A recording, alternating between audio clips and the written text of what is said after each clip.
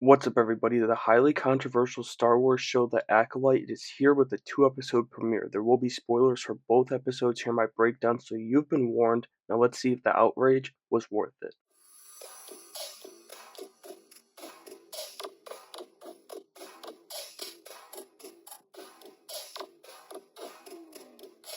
Episode 1 opened up with an opening crawl of sorts, which is always a nice touch when you're entering the galaxy far, far away, and it was actually a pretty good crawl too, kind of describing this show really quick, and it was off to an immediately good start in my books. But getting to the story, it opened on the planet Ueda, who knows, it's Star Wars planets, as May, which is the evil twin of Mandela Stanberg, is headed into the bar looking for Carrie-Anne Moss's Master and Dara. We get some really cool fight scenes here between those two, and also May just slamming all the people that Indara is sitting with, which I'm sure some of you saw when The Phantom Menace was back in theaters last month. But it was a really cool fight to kick off the show with a good score behind it and some really cool aliens in this bar. This fight ends with May killing Master Indara, and I thought it was ballsy killing Carrie-Anne Moss off like right away, first scene of the show, considering she was in a lot of the promo for it. But for me, it worked. I thought it set the stakes pretty high right off the bat and capped off a solid opening scene for the show. We then jump to Osha, which is the good twin that Amanda Stanberg is playing, as she works on a Nemoidian Trade Federation ship with her droid Pip. Right off the bat, we get a reference to Legends as one of her crewmates, and I'm assuming her friends, asked her why she stayed in the night before and instead of going out with them to Nar Shaddaa, which those of us who played Force Unleashed, those games, would love to see and love to hear referenced here in the show. Also, I know it doesn't matter all that much, but the Nemoidians here, they do have like the more Clone War style voices or accents, whatever you want to call it, not the more so the ones from the prequels, and that's all I'm gonna say. If you know, you know. Anyway, the Jedi Yord Fandar and his apprentice Tassi Loa come to the Trade Federation ship looking for Osha, who Yord is familiar with, and we learn he became a Jedi Knight 2 years ago now, and he also seems to have maybe had a little something with Osha. We also learn that Osha left the Order 6 years ago at this point in the show, and when she joined the Order, she was only 8 years old and she was brought in by Master Soul. None of that matters though. She's arrested thanks to the bar owner mistaking her for her sister May, but the Jedi don't know that yet, but obviously we do. From there, we head to the Jedi Temple on Coruscant, which is different and looks pretty cool here in the High Republic era, which, you know, I haven't really given a fair chance yet, but I'm starting with this show and we'll see where it leads me. Master Soul is teaching a class of younglings, much like Yoda did in Attack of the Clones, when Obi-Wan is looking for Kamino. He asks all the children what they see as they meditate, and right as Master Vernestra, who's the Jedi with the purple light whip, comes into the room, one of the children says she sees fire. Master Vernestra came to tell Soul that his former apprentice, Osha, had been arrested for the murder of Master Indara, and Soul doesn't believe it immediately, of course, but it doesn't matter because the Jedi are playing their dirty little political games, and I absolutely love that this is already being included in the show. It's pretty obvious right away too that Osha's innocent, obviously, because we know that Amanda is playing twins, so like kind of gives it away right away. But she's going on the prison transport anyway, and when the other prisoners they start a breakout. The thing is, she gets left behind not once but twice as she helps what they said was a violent prisoner, and then he steals the last escape pod from her as she crash lands on the planet Karlak.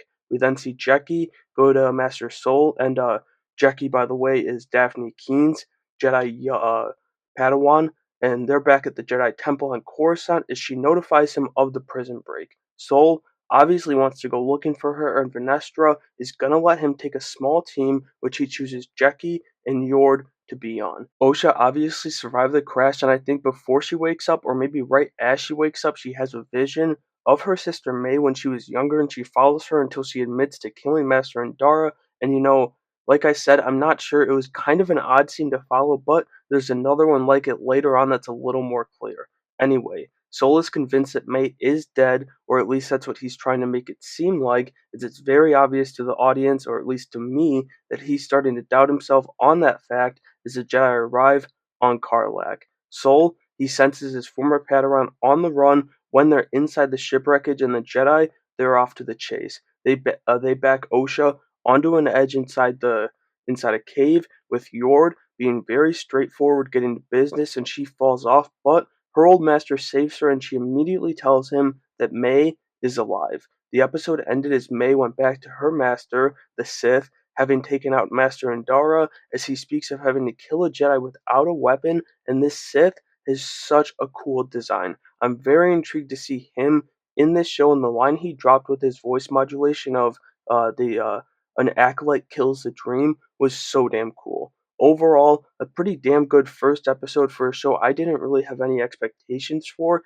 The fight to open it up was really good, and as I said, ballsy with how they taken Dara out right away, which I've got to respect. And to top it off, the score is pretty solid too in this episode. Alright, really quick before I get into the second episode of the premiere here, I just wanted to thank you guys for stopping by the Nerdverse. Thank you so much for giving me your time of day with a longer breakdown than usual today with 2 episodes, and I hope you're enjoying it so far. If you are, I'd appreciate it greatly if you subscribe to the channel to show your support in the easiest and freest way possible. And with that being said, let's get into the second episode. Episode 2 opened with May going to a local Jedi temple on Lego, which I thought was really cool that we're getting to see different Jedi temples around the galaxy here in this show. She's going there to kill Jedi Master Torben, who's meditating when she arrives, and he's got like a force field protecting himself while he's doing this, and it was a really cool scene. We then see Osha helping Jackie fix the ship, and they seem to form a bit of a bond, but the way Jackie talks of Osha to Master Soul before this,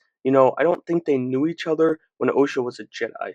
On the not so joyful side though, Yord is fully convinced that Osha is guilty, and Soul, on the other hand, is not so convinced that his former Padawan is capable of something so evil. Back on Nalega, May is getting poisoned from her companion Khmer, as she needs to kill one of the Jedi without a weapon, and I'm not sure, if poison's a weapon, but she needs to do this to please her master, who might just be their master, or might even be Khmer. I'm not sure yet. We do a lot of flip-flopping to this episode here, so going back to Osha, we get a good scene between her and Soul, her former master, as she tells him that she does not blame him for the fire that killed her family, and Soul reveals that it was May who lit this fire. The Jedi arrive on Olega right as May is heading back to the local temple to poison Master Torben, and it's revealed that the Jedi Master hasn't spoken to anybody in over 10 years. But when May arrives in his chambers for the second time, he awakens telling the evil sister he's been waiting for her, as he willingly takes the poison. As the Jedi and as the Jedi and Osha, the twin stuff is getting my mind all mixed up, but as the Jedi and Osha make their way through the temple, Osha sees a young May, which makes her break off from the group, and luckily, Yord follows her so he can prove her innocence when they arrive at Master Torben's chambers, and he's dead. So, in an effort to get a lead on her sister May, Osha goes undercover for the Jedi going into Khmer's shop that he recently acquired, who I do really think is trying to be, either the Sith acolyte, just like May, or he is the Sith, and I think it's going to be crazy. But anyway, we learned that May's kill list consists of Master Indara, who's taken care of, Master Torben, who's taken care of, then Master Kelnaka, who's the Wookiee Jedi, and Master Soul, who we obviously know. Soul, he confronts May outside the shop that night, and May immediately attacks him. Soul's really badass here in this scene, with yet another awesome fight sequence here in the show, and Yord, he steps in too when May pulls her knives on Soul, but May does manage to escape by creating a mini dust storm after a Jekki comes in when they're trying to arrest her. Osha, she had already hacked into the Jedi comms, luckily, so she goes to stop her sister May, but she gets away as Osha misses the 2 stun blasts, and this was probably on purpose, as Soul, he is not happy with his former apprentice. It only gets worse for him too, as he wants to go straight to Kalnaka, but Master Vernestra insists that he come back to Coruscant so they can plan this thing out. The premiere, it wraps up as we see May going to Kofar, next to going to Kofar next to kill Kaunaka, and we go there ourselves before May and Kimura, obviously, as the Wookiee Jedi scares off some scavengers, and he's already become my favorite character. I thought it was a pretty good start for the Acolyte. I didn't really have any expectations for this show, which is incredibly refreshing and also weird when it comes to Star Wars, and I was pretty damn impressed. Like, the cast, they're really good with Daphne Keane probably being my favorite so far through the two episodes. The story, it's decent and really intriguing as it seems to Kill Bill meets Frozen stuff is very true, which could end up being so cool if it's executed well throughout the whole show. The best part, though, has absolutely been the action, just barely beating out the score from Michael Abels, which is really good too. But yeah, the action, it's absolutely amazing. And so that'll do it for my breakdown of the first two episodes for Star Wars The Acolyte. Aside from a couple shaky effects in the two episodes, I enjoyed these episodes as the show got off to a decent start that I really, really hope it keeps up throughout the rest of the show because we need a good Star Wars show right now.